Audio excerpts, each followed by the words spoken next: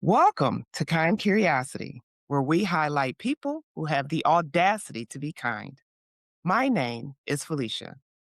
Today, I am joined by Dr. Joandi Hartendorp, and I want to get that right because she does hold a PhD in Humanistic Studies with a focus on Holocaust and slavery education, with her thesis being titled, Are We Good or Bad? Common Ground in Dutch Slavery and Holocaust Education. Dr. Hartendorp, thank you for being on the podcast today. Thank you so much for having me. I'm really, really thrilled. I am too. And just for our audience, there's a big time gap between the two of us. I'll talk about that a little later. But I want to first talk about when we first connected. We discussed the presence of Black people in the Netherlands and Dutch culture. Hint, hint. Would you mind sharing your story about how your family landed in the Netherlands? Yeah, that's actually quite an interesting story because my family is completely Dutch and they're also Mhm, white. I was adopted. mhm. So I was born in Haiti. And when I was 5 months old, I don't know how to say this politically correct. I think the best way to say this, I was shipped to the Netherlands. I was put on a plane with an orphanage. There was an orphanage in Haiti and they organized my adoption, and then they sent me to the Netherlands, and then my parents came to pick me up at the airport, and I've lived in the Netherlands ever since as a Dutch girl in a family with two my parents and a sister who's also adopted but from Indonesia. So we had like different background with my family. Nice, multicultural. So that would speak to so Dutch is your first native tongue, right? And English is your second. Yes. Yes. Oh, Uh, wow. Okay. yeah, I learned English in school, and then also through American television and movies. Like I've watched a lot of television. And I also did a master's degree in the United Kingdom. Is that common in Dutch culture for children to learn? Because I believe, and you correct me if I'm wrong, because I don't like presenting anything that's not factual. I believe in Dutch or Nether in the Netherlands culture, it is acceptable and expected to learn more than one language. Yes, I think it was more so in the past than it is now, even though there's more English language within Dutch society now. Yeah, we used to have cartoons. For instance, I used to watch the Looney Tunes in English when I was a kid. Like everything was in English. All Disney movies were in English. And in school, you're taught an English, well, you're taught German, English, and French. And I think that English, because it's all around us, people tend to speak English better than the other two languages. But I think nowadays there's this sort of urge to go back to like natural, like indigenous culture, whatever that means in the Netherlands.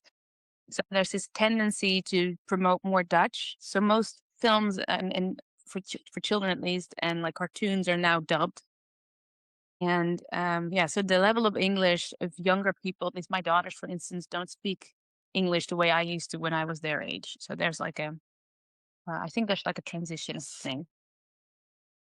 That's very interesting. So at one period, everyone was expected, of course, to know their native tongue, which was Dutch. Yes. But you, as a child, you start to learn English.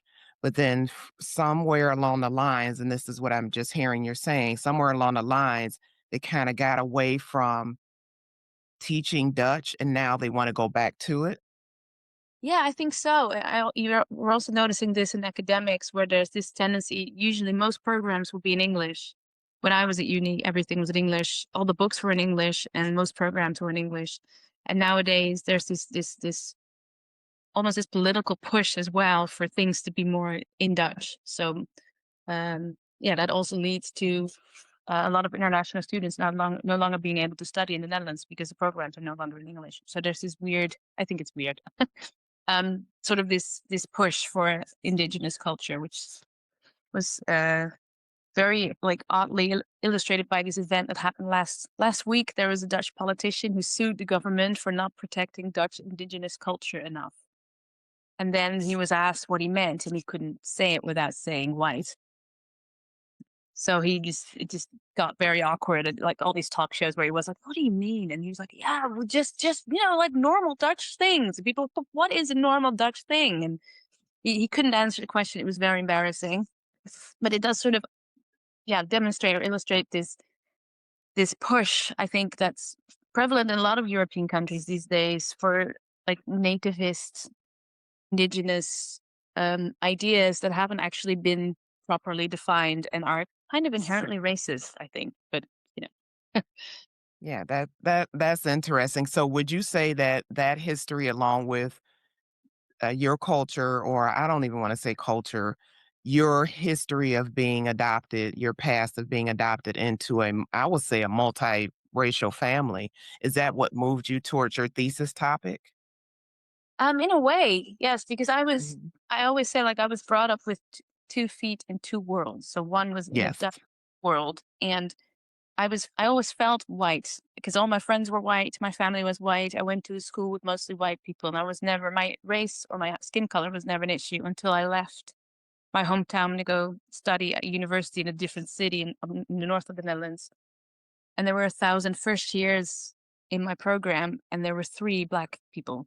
And instantly, I became one of the 3 Black people, even though that was never before that never would never happen. And people would ask me questions like, "So why are you here?" And like, "What did you do to get here?" People were surprised to see me and ask really weird questions like, "How come you speak Dutch so well?" And be like, "What? What was the what did you feel when you saw snow for the first time?" And I'd be like, "But I've lived here my whole life." Like suddenly there was this other that I'd become, and that sort of the contrast between living in a Dutch family with white family with that privilege almost that comes with that, and then to be in a society where suddenly that privilege was completely gone.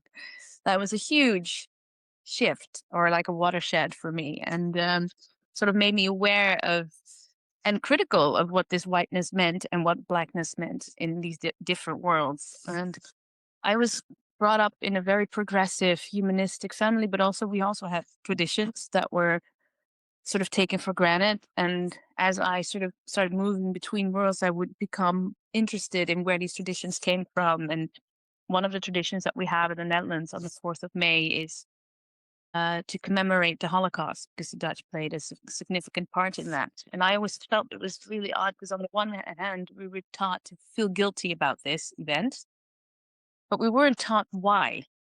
And I was like, but what is it then that we did as Dutch people that I apparently did? And I wanted to know what it meant, what was behind this feeling of guilt.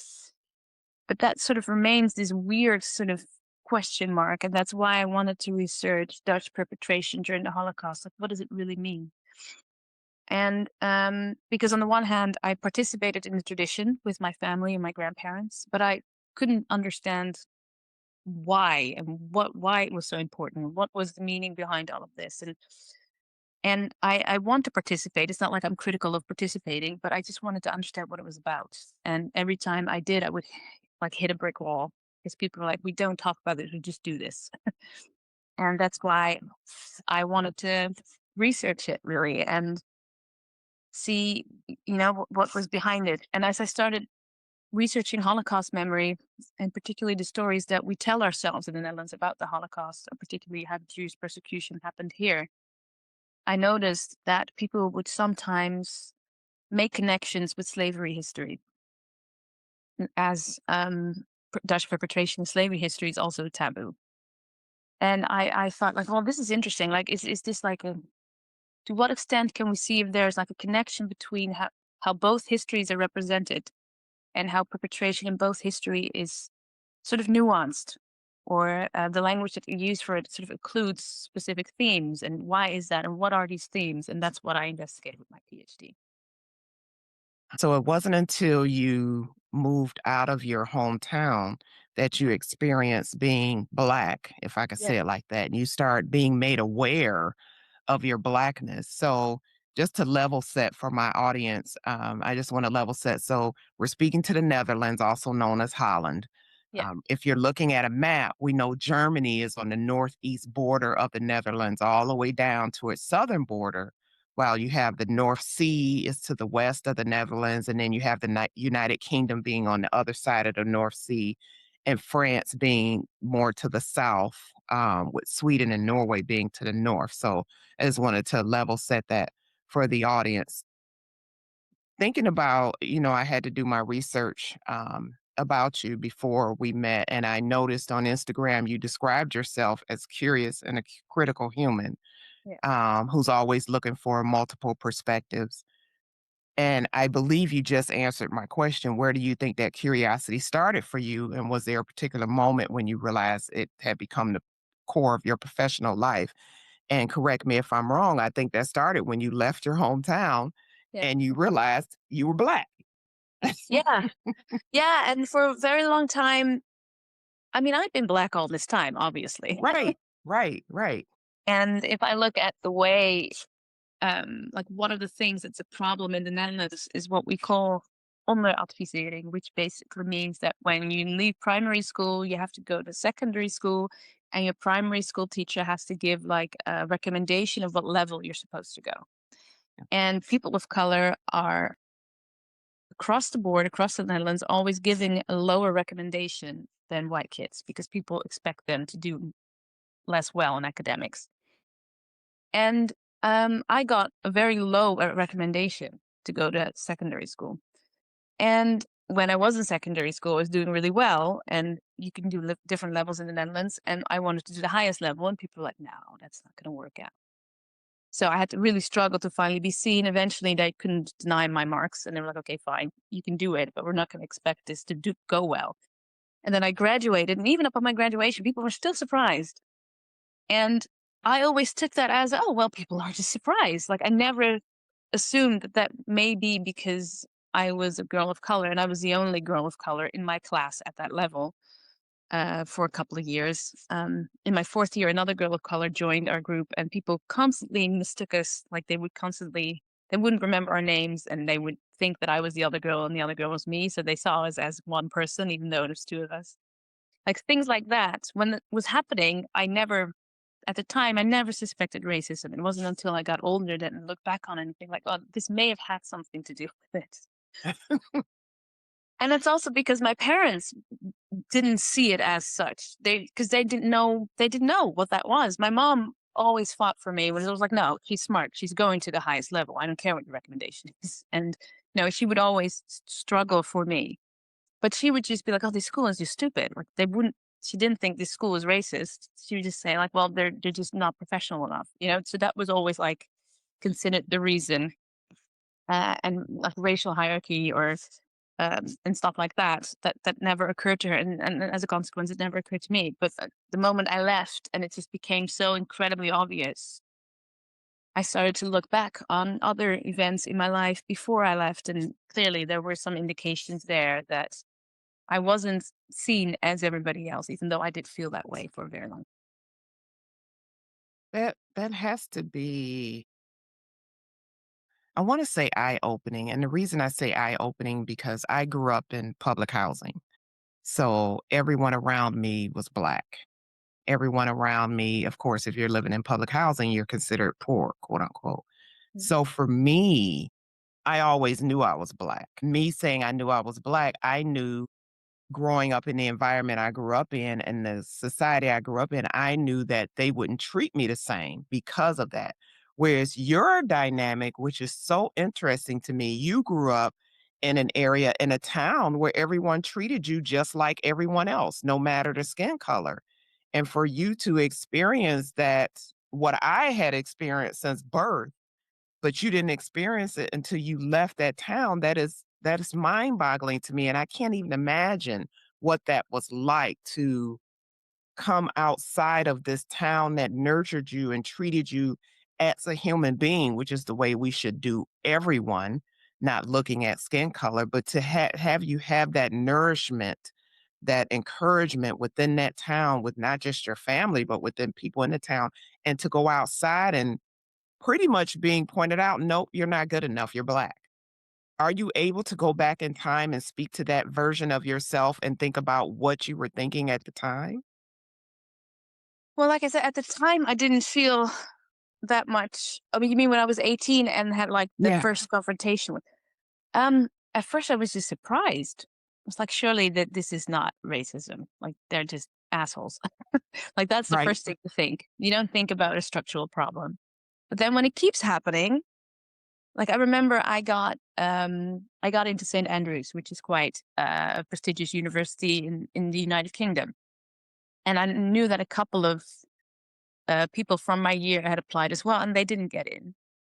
And then it just started circling, oh, you've only got in, you've only got in. And then people would come up to me and be like, you got in?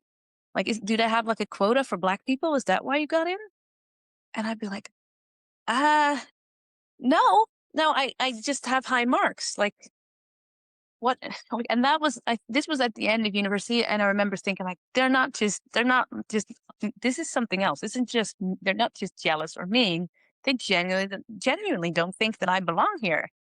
And they genuinely don't think that I deserve to go there. And that was the first time I realized, and I do have the right marks, so then it must be something else, you know? And I remember leaving that university to go to do my master's in UK with like a really quite a bad feeling. I was like, I'm not going back here ever again. Like this was not a nice experience. I spent 4 years here doing the same program as my peers and doing the very best I can. And now we're graduating and I get this. Like clearly they never saw me as one of them. And I need to find a new crowd. You weren't seen as capable, No, or I wasn't. there has to be a reason that you're there, and that reminds me, I have, 3 daughters who all graduated from college, and I remember having a conversation with my supervisor. Our kids were around the same age, and I was, kinda glad being a mom. "Hey, my girls all got into this school, major universities they got accepted into." And the first thing out of her mouth was not, "Oh, congratulations." It was, "Well, how did they get in? My friends' kids didn't get in." And I'm Yeah, thinking, "What the yeah, did you seriously just ask me that question?" And it's a, "You don't deserve it. I deserve it because of the way I look, but you don't deserve it." And that really rubbed me the wrong way for a long time, but that's what it sounds like that's what you experienced. How could you possibly get in when yeah. I didn't get in? Yeah, no, it's exactly that. And that hasn't really stopped. I remember when I was doing my PhD and I lived in Utrecht, is the city where I live now, and I was at this like neighborhood barbecue and this woman asked me like, "So what do you do?" I said, "Oh, I'm working and I'm doing a PhD." And she looked at me like, "A PhD?" I'm like, "Yeah, PhD." "You mean like an actual PhD? Like you go to university?" And I was like, "Yes, yeah, that's what I mean." She's like, "But are you sure? Do you know what a PhD means? Like, are you?" And I'm just thinking, like, you don't think I know what I'm talking about right now. I was like, yes, an actual PhD, and when I finish, I'll be a doctor. That's what I'm doing. And she's like, oh, well, good for you. And I was like, you don't believe me. Like, I didn't say that to her, but I felt like, oh, we're back. We're back here. Like, this is happening again. Great. We're doing this again. It's almost like you have to constantly validate Yeah, yourself. yeah. And I've stopped doing that now. Like I've stopped arguing with people that are that insist on not seeing my worth. Like there's no point. So you go do you and I'll go and do my thing. But it's not nice. And you just said you have 3 daughters. I have 3 daughters as well. And I find that when these things happen to me, I can be like, you know what, fine. You just leave me alone and we don't have to, you know, talk to each other ever again. But I find that when it happens to my daughters, I get disproportionately angry. So it's yeah, it's sort of it has had an impact, I think, which yeah, I'm still navigating with my husband. Like, how do we deal with our daughters having these type of interactions with people? And hopefully Yeah.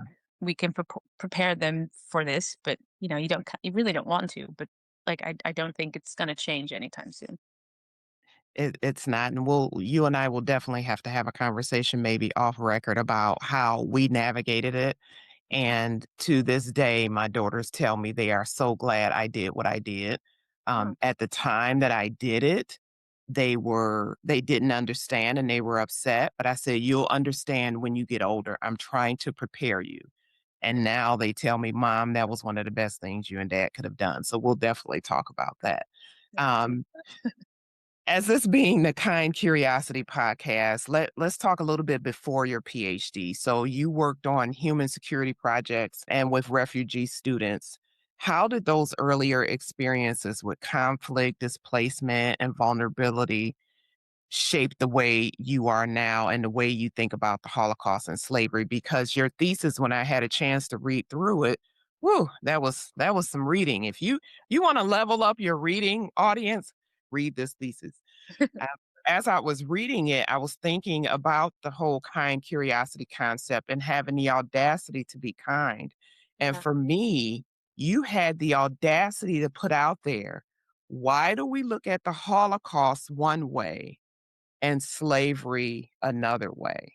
That's really how I kept perceiving it.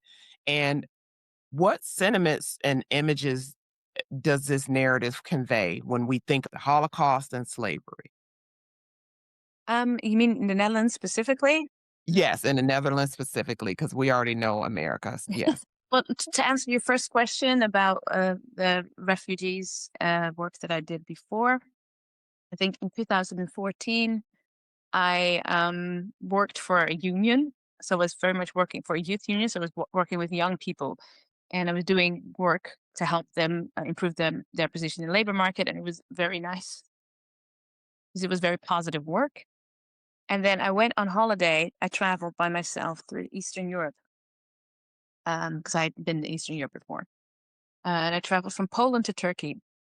And as I got south or more south, I found that I was traveling in the opposite direction of this influx of refugees that came from Syria. So I would constantly meet displaced people that were suffering and had stories that reminded me of the Holocaust. You know, this idea of not being seen as human anymore and having to leave to save yourself and your children. And it was really baffling because in the Netherlands, the Netherlands has done well for the last 80 years. Like we have had no wars, we have had no conflict. But to then meet these stories and hear these stories of conflict and displacements and dehumanization. And I came back to my job in the Netherlands. It was like, things are not fine, guys. I can't do this work anymore. I have to change my job. So I'm going to work for a refugee organization. And that's why I ended up doing that. And I think what I find fascinating, well, fascinating is because it's not positive. Intriguing is probably a better word. About the Holocaust and slavery is the language of dehumanization that is very similar. And I think that that's what we linked on about on LinkedIn as well. The way we talk about that uh, in the Netherlands as well as Germany and well, Western Germany, Western Europe in general during the Holocaust, the way uh, Jews were talked about, that language is very similar to the language that was used to describe Black people during slavery and people of color during slavery, but particularly Black people during the transatlantic slavery. This grammar of genetic inferiority is very similar. Yet the impact of both histories is very different. In the Netherlands, the Holocaust has a very central place in Dutch society, in Dutch memory culture, and slavery doesn't have the same status, if you want to use that word. And one could argue to what extent it should have that. I don't really like to do like a competition between different atrocities, but I do think it's important to look at your population and to see what sentiments are prevalent within different communities. And there's a large Black community in the Netherlands whose history has been forgotten almost or sort of propelled to another part of the planet. Like in the Netherlands, it's very interesting how we talk about slavery as a part of the Dutch Golden Age, because the Dutch Golden Age was 17th century, where we made a load of money uh, due to colonialism, imperialism, and slave trade. And in that narrative, the slave trade sort of becomes this small price to pay for Dutch glory and amazing stories of, and then you can take it back to Amsterdam, where you have the canals and you have Rembrandt van Rijn, all the Dutch masters. That was also the 17th century. So it's become this very positive thing that we want to identify with, Dutch greatness during the 17th century. But what we then forget is that during Dutch greatness, they were shipping close to 600,000 people from Africa to Brazil, Suriname, the Caribbean islands, and the United States, and some other countries. And that's just the transatlantic slave trade, because there was a slave trade in the East as well. That's not talked about at all in the Netherlands, which is odd. So there is a very prevalent history of perpetration there, that it's almost like a humble brag. Like, oh, we used to, you know, trade in slaves, and it made us very rich and successful. The emphasis is not placed on the actual suffering of humans and the intergenerational dehumanization that followed this trade for 300 years.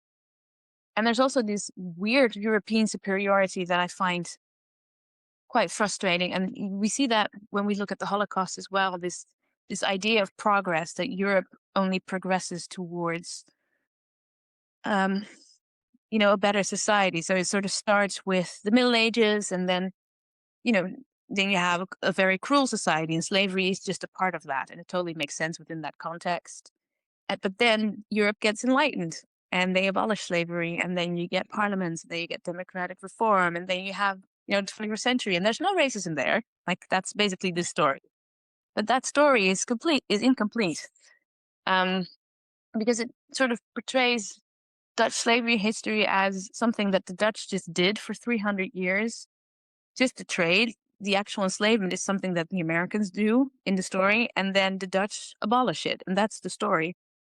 But in that story, it sort of seems that the enslaved in Dutch colonies sort of waited around for 300 years for the Dutch to become enlightened enough to abolish slavery, and then we just forget the fact that there were revolts in Dutch colonies and wars against uh, the Dutch city-states that I think, like, there were several wars where Dutch sent soldiers to Suriname to fight groups of rebels, like slaves who ran away, who were attacking plantations and freeing people. Like, it actually took like several missions from the Netherlands to try to control this, and they couldn't. And these stories show, like, these are stories of emancipation and of humanity and of power. And I have like a critical perspective on what slavery is. It completely undermines this narrative of 300 years of passive slaves sort of waiting for Europeans to become, civilized enough to say, oh, no, Right. we're done. Like, that doesn't make any sense. And we don't tell these stories at all. And it's very similar with the Holocaust. If you look at European history, you sort of see the Jews also as passive victims that are just the sub objects in European stories of progress until the Holocaust, and that's seen like, oh, this is the worst thing that we did, but we don't want to take responsibility for it because we've moved on and we're in a different phase now. But this idea of Jews not being able to make their own history, just being passive victims, really. That's a similar story that applies to the African slave, just passive victims, and it's not true. That's just a story that gives credit to the progress of another group. It, so, of course, and for my audience, if you haven't picked up on it yet, um, she is in the Netherlands. I am in the US. And with with what you just said, it makes me think of our history here. And right now, the US is seeing debates about patriotic history.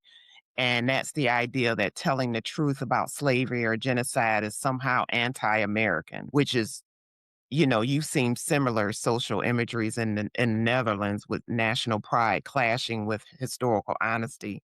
Speaking to kind curiosity, because for me, being curious is not unpatriotic. So if I want to learn about the Dutch and the Netherlands and how they treat slavery versus the Holocaust, I do it in a kind way, but I still want to know. I can still investigate that. But Yeah. for some reason, here in, I won't say for some reason, we know what the reason is. But for here in the US, that's now seen, not when I was growing up, that's now seen as unpatriotic, because now you're making a certain group of people feel bad Yeah. about the way things were, versus me growing up. my feelings weren't thought about let's not teach slavery because it may make Felicia feel some type of way. So how can we move towards a more honest approach that doesn't rely on a good guys in every story? Well, what I in my thesis I talk about um, inclusive history education, and that implies that we don't nuance the perspective or the experience of the victims for the comfort of the majority. But you look at the different perspectives. And I think that offers interesting and, to be perfectly frank, better history education, because the moment you just tell a European superiority story, you're missing a lot. And I'm not saying that this story of of Europeans, enslaving, doing the slave trade, and then slavery for 300 years, and then abolishing isn't true, because they did abolish it. But the perspective is just too narrow when you don't also include emancipation movements or resistance or stories of victims that doesn't just put them in like one large group of passive victims, but that you tell individual stories. And I do find that in the United States, you do a better job at that, because I think what helps is that, well, doesn't help. It's not the right language what I'm using here, but because you actually have people you can look up and you can look at what they wrote down, or if they were allowed to learn how to read and write. You have a Sojourner Truth, and you have a Harriet Tubman, and you have a Frederick Douglass, and we don't have any of those people. We use those people as well in our education, but that's a very American story. So No. in Dutch slavery history, we don't have slavery history because the Dutch have purposely, I think, kept that history completely outside of the Dutch context, so that the only stories we have are American, and therefore Dutch people don't really relate to it and really see slavery history as something that's American and not Dutch, even though they're the ones that brought them there in the first place. It's a very strange sort of forgetting that we collectively do. Um, and then I think it's important to look for those stories anyway. A couple of years ago, we have an archive in Middelburg. Middelburg is a city in the south of the Netherlands that traded a lot of slaves during the 17th century. And their archives have this, they found this story of a girl who lived in Curacao, which is a Caribbean island, and had one of the biggest slave markets during the 17th century, as well as a Dutch colony. And this girl decided when she was a teenager that she didn't want to be enslaved anymore, and she hid on a slave ship that went back to the Netherlands. And she hid for 24 hours. And after 24 hours, she just went, I'm here. And you then see the correspondence between the captain and the owner of this girl, and like an insurance company and the shipping company. And they're all like, what are we going to do? We have this product on our boats. We're heading back to Europe. The moment we hit the border that we're in Europe, she's no longer enslaved because slavery is not allowed in Europe. So what do we do? Do we go back? Do we go and go to a different island and take her off there? And you see that this captain is kind of struggling with like, what do I do with this girl? The owner of the girl wants her back. The insurance company is like, well, it's covered, so it shouldn't be that much of a problem. And while they're corresponding, the ship just gets closer and closer to the Dutch border. They land there, and she gets off the boat. That we don't know much after that, only that she lived as a servant girl and died in the Netherlands as not an enslaved girl. And what this story shows how the Dutch at the time thought about Black people as a product and not as a human. But it also shows that she was very much human because she chose a very unsafe journey. Like she made a choice that humanizes as well. It sort of disproves this story of passive victimhood when you say, no, I'm not doing this anymore. I'm getting on a boat and I'm escaping this. So it's a very powerful story. And I think these stories are very important to tell in the classroom because on the one hand, you can still tell the Dutch trade stories you want. But when you add this story, you also add a layer that creates some inclusivity. That if there's a Black girl, like one of my daughters in the classroom, she will at least learn, okay, so slavery wasn't normal, which is the narrative that's prevalent now. Like during the 17th century, slavery was normal. Yeah, but not for the enslaved. It was normal for the people that were doing it. But this girl shows that it wasn't normal for the people that were suffering through it. And that's an alternative story, a new perspective that broadens the story as a whole, I think. And I think that's one way, what's a better way really to teach about these subjects. I Wow, that almost brought me to tears because you can just imagine me as a Black person. I don't know, maybe other people can't imagine it, but you can just imagine her fear. And as you were telling the story, my brain went to, because it's a product and because she's covered, just throw her off the boat and the insurance company will reimburse us. That's where I thought that story was going to go. I'm glad it didn't. But it does bring to into reality that that's all we were products. Yeah. We weren't human beings. We weren't people with morals and feelings. So thinking about that, what happens to students' moral imagination when you teach stories like that? Because remember, the debate here is we don't want Timmy and Becky feeling bad about slavery, but Yeah. it was okay that me being a Black person, you calling me the N word, that's okay, but I don't want them to feel bad. What does that do when you teach a story like this to, so your children versus Becky and Timmy learning the same story? Do you think that society will place the way one child feels over the other, which is what they've done? I just answered my own question, but how do you think that that makes children feel if they heard a story like that? And what how should we present it to them? Well, studies have shown that stories about resistance are usually quite popular in the classroom because children can usually relate quite well to critical thinking, and it inspires critical thinking. And it's usually more interesting than just providing them with this is how this happened and then this went. And like when you just provide them with the chronological order of events, um, pupils respond positively by picking up people and then zooming in on them and telling their perspectives and their stories, and then putting that within a historical narrative. And I don't think white people and Black people have a different response to that.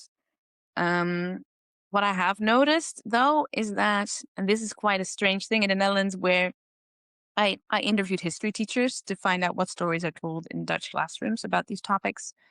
And history teachers that mainly taught at white schools uh, just felt like, oh, I don't have to talk about slavery history with them because it's not their history. So only if they had children or pupils of color in that classroom, they're like, oh, maybe I should pay a little bit more attention to this. And then we usually provide them with a very Eurocentric story. And due to the last couple of years, I think there's been like a critical movement in the Netherlands that sort of has inspired some teachers to do better and to teach about these topics in a more perspective way. But I firmly believe that all pupils will respond similarly to this new material. I'm more worried about the parents, to be honest. Thinking about where we are now, you have your PhD, and in order to obtain a PhD, you do have to think critically. Yeah, You can't you can't write your dissertation off spoon-fed information. You can't write your dissertation off of just copying what someone else said. You literally have to think critically and think for yourself. yeah, Do you believe that is part of the issue? Is that when I think about growing up in public housing, of course, being, we have this thing in the United States where if you can't afford to pay for your lunch at school, because it's definitely not free, then you would get free lunch if your parents filled out an application. So I think about that. And I remember as a kid wondering, why did some kids not have to be in the free lunch line because your food looked different than mhm, if you were in the line where you had to pay for your food. That was critical thinking. And I didn't think about that until you just said it. So with society the way it is today, with all the social media, kids getting tablets and phones at a younger and younger age, studies have shown that they are starting to lack imagination. They don't have as much critical thinking skills because they're just going by a built prompt and what something tells them to do. Do you yeah, think if we had more critical thinking, more students saying, "Excuse me, teacher, I don't understand that question. I don't understand that narrative. I don't understand. I don't agree with that." Do you think if we had more of that, we could move more towards talking about these things in a civilized way? I think so. Yeah, yeah, and but I think positionality is really important in particularly sensitive history education. That the pupil's position is appreciated as well as the teacher appreciating its own position, so that you can speak to why you relate to certain topics more than others, how your own environment has shaped your perception on things, and that you welcome an exchange of ideas on a specific topic.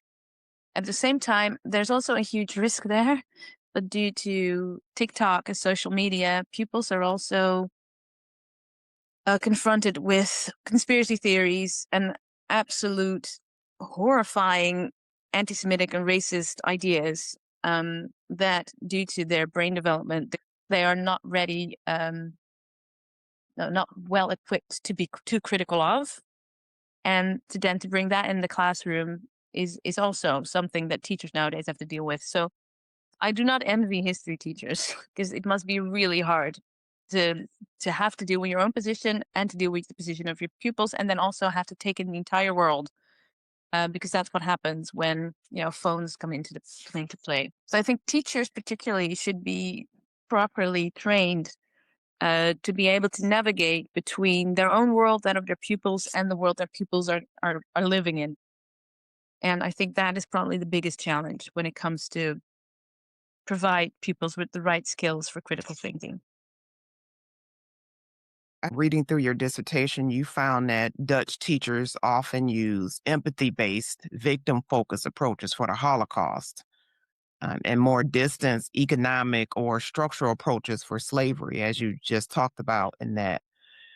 In the US, we're seeing something similar where you'll have a lot of personal stories around the Holocaust. They want to hear from Holocaust survivors. And when one of the survivors dies, they make this big deal out of it.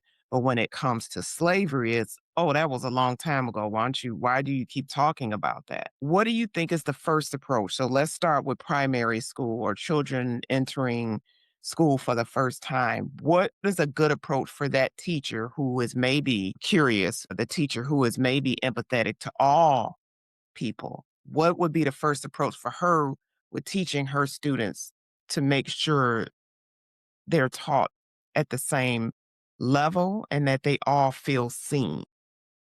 Well, I think that a sense of belonging is really important. I think that brings us back to this insane discussion I talked about earlier, this indigenous culture thing. This idea like there are people here that belong to the Dutch narrative and there are others. And as long as we keep thinking about, in the Netherlands, we have a very large Moroccan community who is predominantly Muslim. They're considered not Dutch, which is insane to me. Like I spoke to this primary teacher the other day, and she was talking about the struggles she was dealing with in school. And I said, "Well, can you summarize the struggles?" She's like, yeah, I don't have any Dutch kids in my class. And I asked her, like, "But what do you mean?" And, yeah, they're all Muslim. And I just looked at her like, but they are Dutch. They're born here. Like they speak Dutch. They just have a religion that's not yours. That doesn't make them any less Dutch. Like that's a very strange perception on your pupils. I didn't say it this critically, but I was thinking like this is a huge problem. The fact that she would just other her entire classroom as not Dutch. These kids were like 5, 6 years old.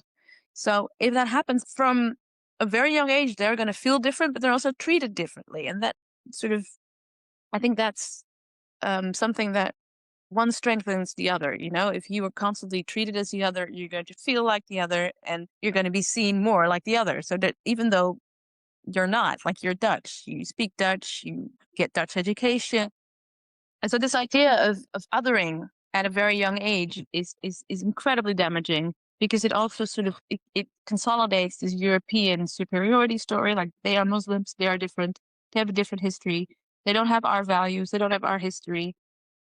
And yeah, this happens with people of color as well. You are black, so you have a history of slavery. You must be less educated than me. You must have a different socioeconomic status. All these presumptions all have colonial structural, um I'm sorry, I can't find the right word, a basis.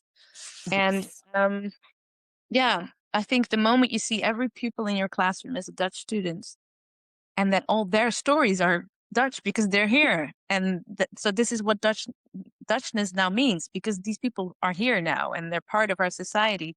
Their stories matter, and they're our story now. And I think if you look at it that way, then you can teach history in a much more inclusive way, rather than saying, "Oh, there's our story, and then there's yours, and yours is incredibly uncomfortable and painful, so we don't really want to deal with it." Yeah. Okay. So, well, I'm telling you, I could talk to you for hours. It sounds to me, and it didn't click until you said it, that the categorization is not religion. You're this religion, I'm that religion. But you're taking they're not white or European and putting it on religion because for her to say they're not Dutch, even though, like you said, they're 5 and 6-year-olds who were born there, their religion is just different. So, is there also a disconnect with religion versus ethnicity? Well, I think it's an intersectional situation. So there is, Mhm. yeah, there is, in Dutch, we call it anti Muslim racism, in that they presume that a certain physical characteristics, that's a Muslim. These physical characteristics are usually people of North African descent. So there is a racial ethnic element there, but then the religion element is added to exacerbate the othering effect, to put it that way. And yeah, so it's there's an intersectionality happening there, of It race and religion. I could be black and Jewish. I Yeah. could be white and Muslim or European and Muslim. Where where did we get this that if you're Muslim, then you have to be this color versus if you're Christian, then you're European? Where did we get the concept that if you are Dutch, you must look like this? If you are American, you must look and talk like this, or your religion must be this. Where did that intersection or that mixing of things come into play? Well, I think in the Netherlands, particularly in the 19, well, I'm gonna go historical on you, That's particularly okay. in the 19th century, the white human was sort of constructed. That there was this obsession with race and what different kinds of humans existed. And you have different scientists, particularly from Austria, Germany, but also the Netherlands and France, who had all these insane ideas about which humans are superior and which are inferior. And because, of course, because slavery was still happening, society sort of pushed what science was supposed to be, and at the same time, science confirmed what society was doing. So there was like an interaction, legitimizing categorizations and hierarchies of race. And I think that's what we're still struggling with to this day. This idea that everything that's white and European, and there's an intersectionality there of white, European, Christian, that is the norm, and that whiteness is the norm, and that everything else is an other to that, based on weird presumptions of intelligence, of physical characteristics, and like I said before, this teacher just had this idea of all her pupils not being Dutch. They were predominantly ethnically of North African descent. And then there was an intersectionality with their Islamic religion that made them other to her. But I have a Palestinian neighbor who looks at North African, who looks Arab, but is Christian, but still suffers of the same Muslim discrimination that Muslims suffer from, even though he's not actually Muslim. But to the person that has this idea of white superiority and whiteness as a norm, they don't distinguish between the religions. They just assume you look the part, so you must be other. And yeah, so I think it's predominantly based on what we see, and then we tend to create all these expectations with what we see that have no validation in the real world. It does lead to weird expectations and like lower expectation. And it brings me back to your story of people not believing that you even knew what a PhD was. Because how could you possibly know what that is looking like you do? Because that's not something that you people would be doing. And it's interesting because here in the US, the most educated population of people is Black women. We hold more PhDs, more masters, more bachelors than any other section of people in the US. But it is still seen as, well, how did you actually get that?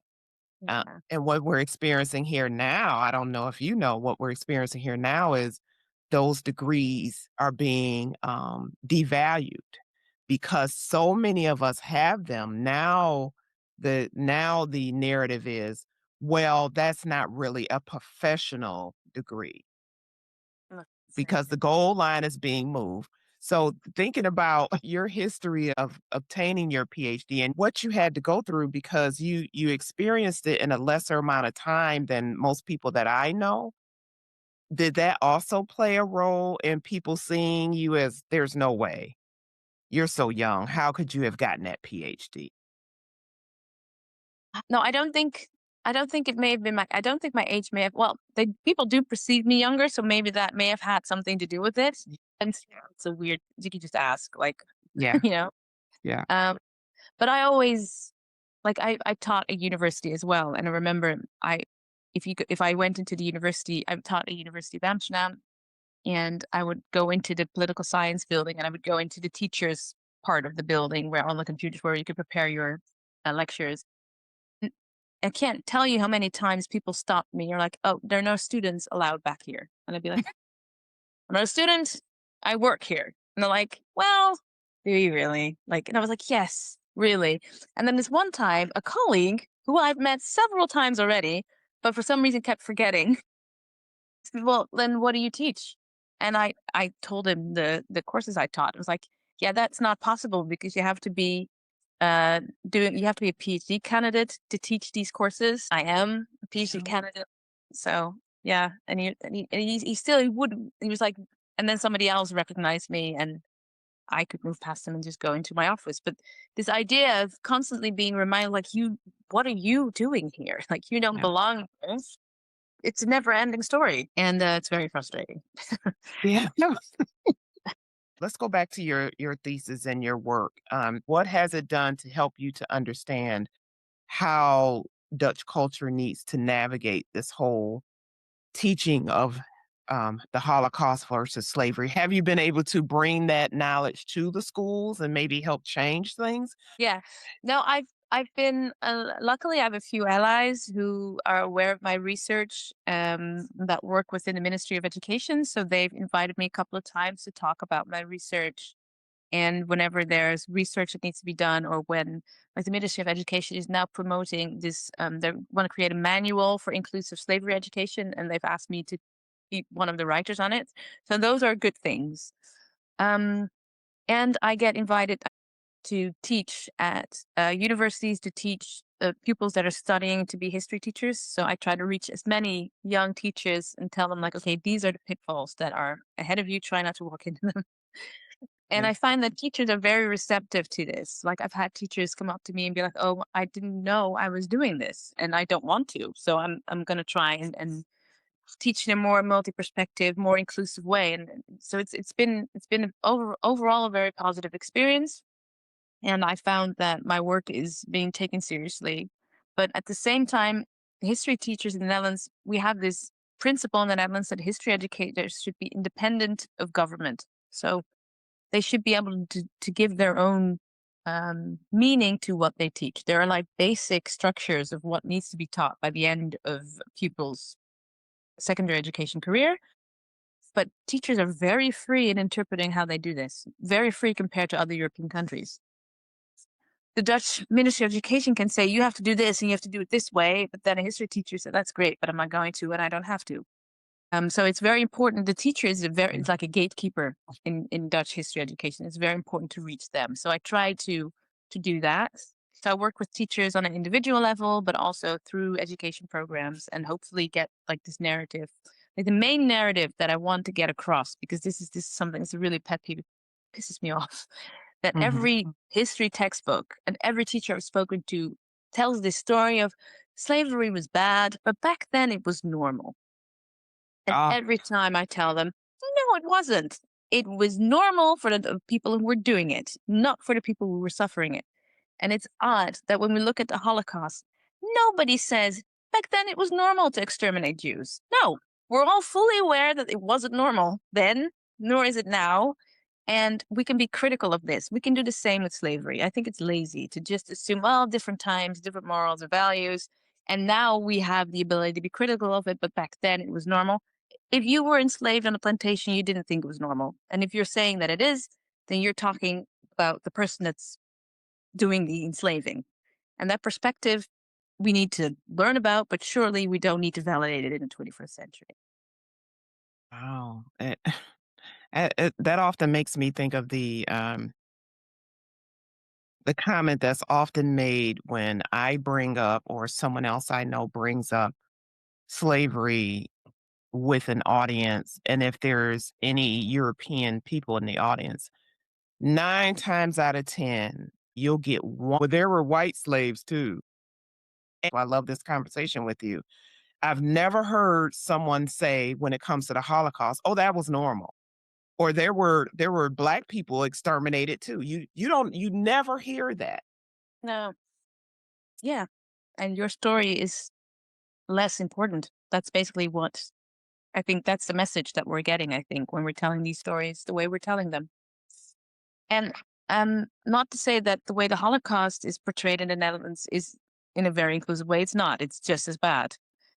Because Jews are stereotyped. They're seen as a group that's historically just only always a victim, even though Jews have been an integral part of Dutch society for centuries and have contributed to Dutch society in a very um, well formative way.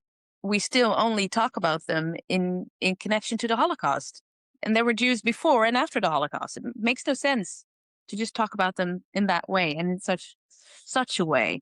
So I think it's just as general, and Jews are perceived as the perpetual other, even if Yes. they could be, even when they're white, they're perceived as a white other.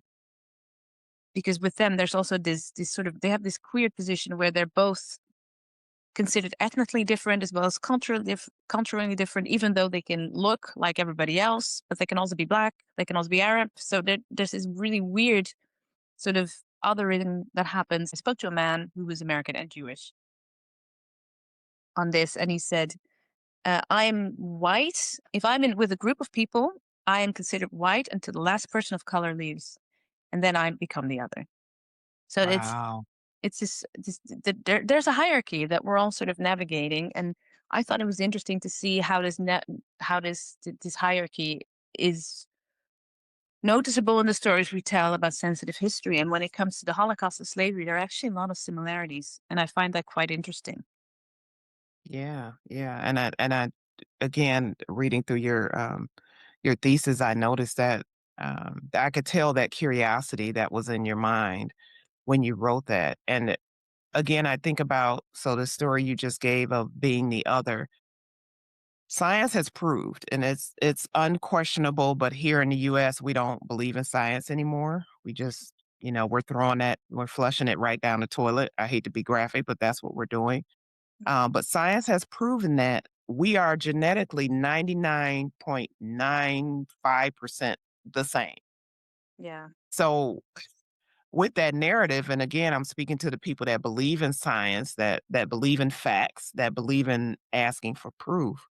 With that narrative, what is the construct that was built to say, Felicia, you're is not as good as Becky?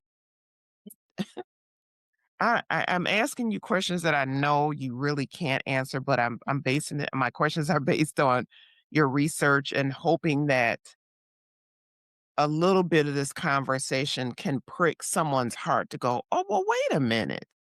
Why do I speak to the Holocaust this way versus slavery this way? I'll give you a good example. I remember having a conversation with some coworkers. I was the only Black person.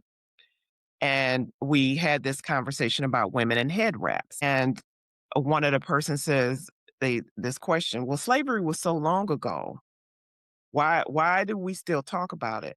I said, let me ask you a question. How long ago was 9/11? And they gave me the answer. I said, "So why do we say never forget? But with slavery, I'm supposed to forget it." And then I said, "The Holocaust was how long ago?" She said, I said, "So why do we say we should never forget?" And then you could literally see the light bulb go off in her head. Like, I didn't even realize I was doing that. I go, "Yeah." Yeah. So you see me and what I represent is inferior to those other things. And she literally was like, "Oh my God, I did not realize that's what I was doing."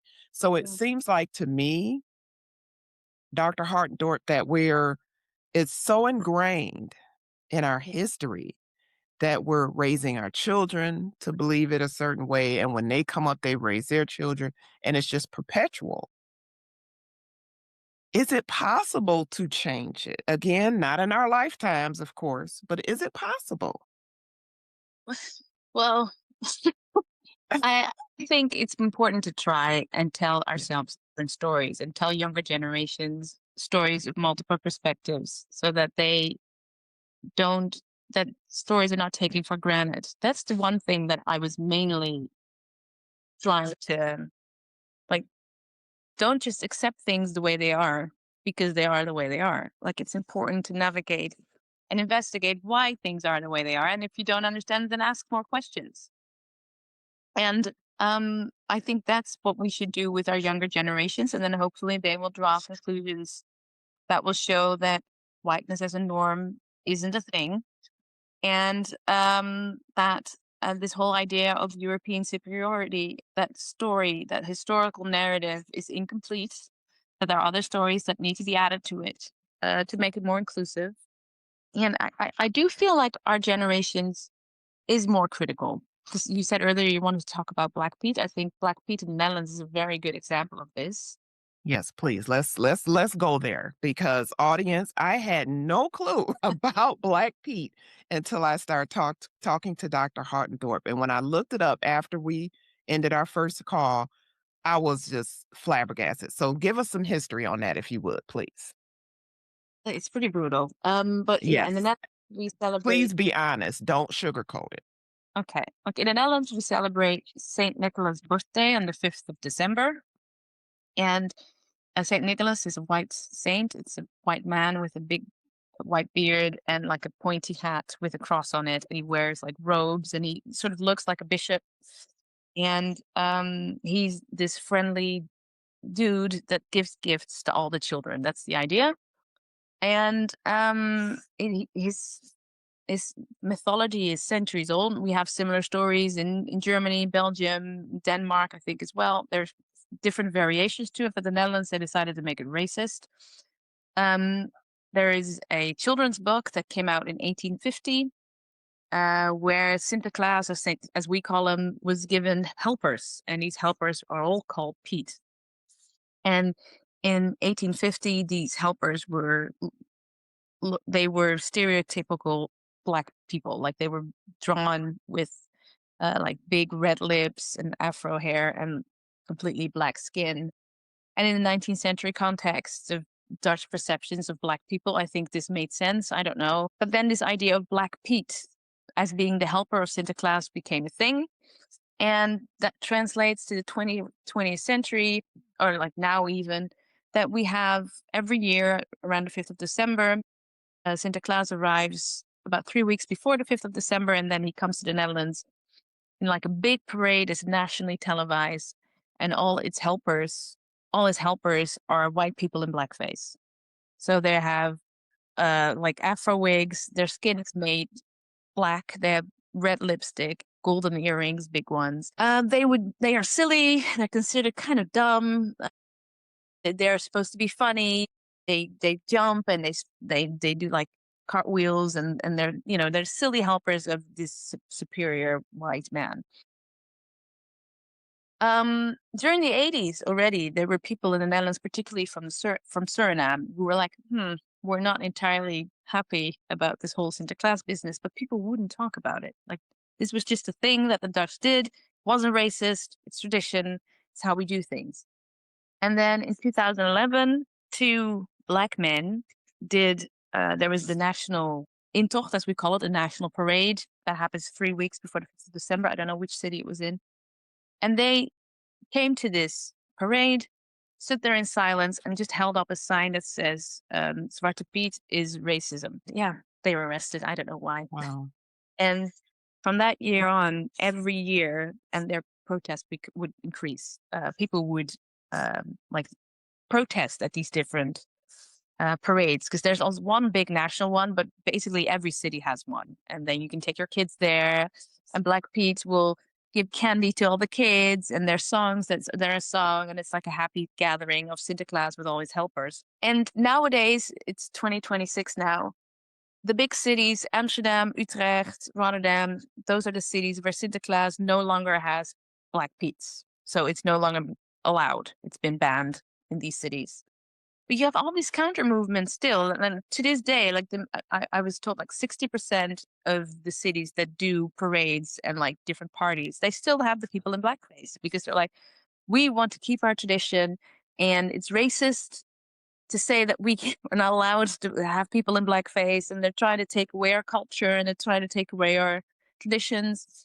And if you say it's racist, then you're not really Dutch, and you should just bugger off to whatever country you came from. And so it's become this issue that's incredibly polarized. And I remember when I was growing up, I loved Black Pete, because I didn't think I didn't associate him with slaves or with blackness. I just thought, oh, they're bringing me candy and gifts. Please do. And I didn't make the connection until I was 11 or 12, and my primary school teacher, who was very progressive for his time, I suppose, said these are slaves. Like they're servants. They're slaves, and we were learning about slavery. And then he said, well, the slaves that we just learned about, Black Pete, is a reflection of that. And I remember thinking, like, what? And from that moment on, I didn't like it anymore. I remember my mom, who is white, for a very long time was like, I don't understand what the fuss is about. Like, why are people so upset? We used to have so much fun. And why can't the kids have fun? They bring the children into it, and like, oh, you can't do this to the Yes. children. Like, and now my mom is like one of the most active against Black Pete. She hates it, and she tells all her friends about it. But it took her like about 15 years to get to where she is right now, because she was raised with this figure her whole life. But what this shows is that there's this movement in the Netherlands, particularly where communities of color, and Muslims as well, are speaking up and no longer taking it and like, no, this actually is racist, and you should stop it. And if you don't like it, then we can have a debate about it, or we're not just going to shut up. And the same happens with, like, we have political parties that are mainly or like one issue parties, particularly to tackle racism and inequality and injustice, and they get seats in parliament as well. So there's this counter movement to this conservative indigenous culture crap. I think is very important, but it's all relatively new. Like, it used to be quite different in the Netherlands. Things were sort of swept under the rug, and everything was fine, and everybody was fine, and nobody was complaining. And now everybody is very vocal, and we have a deeply polarized society, and Black Pete is one of the issues in this polarization. Wow. That's, again, another perspective.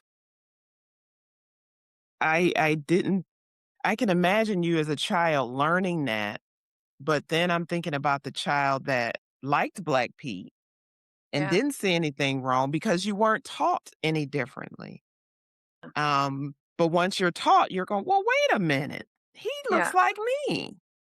yeah. And I remember my grandfather, who is also an older white man. I remember being in the mall with him when I was about 8 or 9, and there were kids that were running past us and being annoying, and they started calling me Black Pete, Black Pete. And my grandfather got really angry with them. And I remember thinking, like, oh, he's angry. Like, it's not nice that they're calling me names, but he's super angry. Like, what is it that triggers this extra rage in him? I didn't get it at the time, because I didn't get racism, but he did. And he never told me about it. He never told my mom about it either. And I remember after he passed away, and my mom and I had a discussion about Black Feet, and she was like, I don't understand what the fuss is about. And I said, well, your dad did 10 years ago. And she was like, what? Like, yeah, your dad was really upset when this happened, and I never understood why, but now I do. So maybe you should get with the program. I didn't say it like that. Mom, no. Yeah, but she was like, "Oh, Yeah, wow." And that's I think that's one of the things that made her like reconsider her position. It's like maybe I was wrong all along, and my father, who was an 8-year-old, was more progressive than I was at the time. yeah, Um, yeah. yeah, I love that because that speaks to having the audacity to be kind. That was kind, even though your grandfather was angry. That was kind of him to do in spite of what society at the time was telling him was okay. No, it's not okay that you call my grandbaby that because to him, even though you didn't look like him, you are his grandchild. This is my grandchild. This is who I love. I'm going to protect her, and I'm going to have the audacity to speak up to these little kids who, again, in their not defense, but they didn't know any better because this is what they're being taught. But for him to have that insight back then, like you said, even though my grandbaby has no idea why I'm mad at these kids. I think that that is awesome. That blows my mind. And you have people, especially in US throughout history, that in spite of slavery being normal or Jim Crow being normal, you had people going, no, absolutely not. And they were the ones that marched alongside the Martin Luther Kings and the Rosa Parks that said, hey, I may look like you, but I don't agree with what you're doing. yeah. So I am so grateful that we connected because again, what it's doing is opening up my mind because as I told you before, and I hate admitting this, but I was like, "There are black people in the Netherlands." It's quite a lot of us actually. Yeah, exactly. And it's like, but I tell people all the time, we're everywhere. What do you mean? But I could see that that little bubble, that little compartment in my head when I say everywhere, I don't mean everywhere. Yeah. So this is why I like having conversations with people that are not like me, people that live in different areas in different countries, because it's opening up my mind to say, okay, Felicia, you think you're progressive, but you still have some things in there that need to be corrected. So that's why I do this podcast because I want to highlight people like you that have the audacity to go against culture to say, no, this is not right. And I'm going to show you why we talk about one versus the other and why we don't think they're equal and they should be on the same plane. I highlight that because I don't know that. So I'm guessing that other people don't know that. And it's not a, you're dumb. It's a, oh, I don't know everything. Dr. Hartendorp, you don't know everything. Nope. So why not open up and just be curious and go, "Oh, really? Black Pete? Really?" Like a positive ending to the Black Pete, because Black Pete is pretty Yeah. bleak. Yeah. But in Belgium, you now have this counter movement that I actually only heard about last weekend, which I'm so thrilled about. It's called Yeah. Queen Nicola. So instead of Saint Nicholas, it's Queen Nicola, and it's a black woman that does the gifting. So she goes to schools and gift gifts. So they've completely turned the story around, much to the dismay of a lot of conservative Belgians, but also like much to the enthusiasm of a lot of people who are like very welcoming this new progressive idea that made the national news. So I thought like, oh, I'm gonna see if I can organize this in the Netherlands as well. See what happens. I love that. Queen Nicola, she gives the gifts. Yeah.